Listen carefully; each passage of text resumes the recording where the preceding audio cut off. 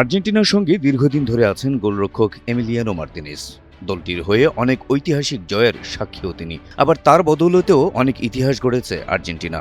দেশটির সর্বকালের সেরা গোলরক্ষক হিসেবেও মার্তিনেজকে স্বীকৃতি দিয়ে থাকেন অনেকে। এবার সে মার্তিনেজই ইতিহাস গড়তে যাচ্ছেন ব্যক্তিগতভাবে। বুধবার ইংল্যান্ডের বিপক্ষে মাঠে নামলেই তিনি গড়ে ফেলবেন সেই ইতিহাস।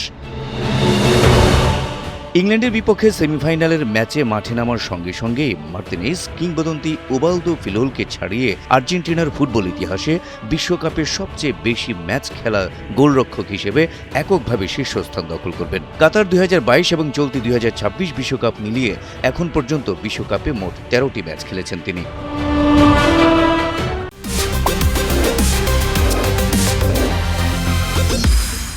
সুইজারল্যান্ডের বিপক্ষে কোয়ার্টার ফাইনালে মাঠে নেমেই তিনি 1978 বিশ্বকাপ জয়ী কিংবদন্তি গোলরক্ষক পাতো ফিলোলের 13 ম্যাচের রেকর্ডে ভাগ বসিয়েছিলেন।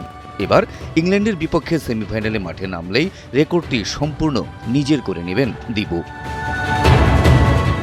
আর্জেন্টিনার হয়ে বিশ্বকাপে খেলা গোলরক্ষকদের তালিকায় অনেক বড় বড় নাম রয়েছে, তবে কেউ ফিলোল ও মার্তিনেজের মতো এত দূর যেতে পারেননি। এই তালিকায় 12 ম্যাচ নিয়ে রোমেরো আছেন তৃতীয় স্থানে। এরপর 1986 ও 1990 বিশ্বকাপ মিলিয়ে 9টি ম্যাচ খেলা নেরি পোম্পিদো রয়েছেন চতুর্থ স্থানে। কাতার বিশ্বকাপ জয় এবং চলতি 2026 বিশ্বকাপের পর আর্জেন্টিনার ফুটবল ইতিহাসে সর্বকালের সেরা গোলরক্ষক বাছাই করতে হলে মার্তিনেজকে যে এগিয়ে রাখতে হবে তাতে কোনো সন্দেহ নেই। Habib Rasel, NTV online.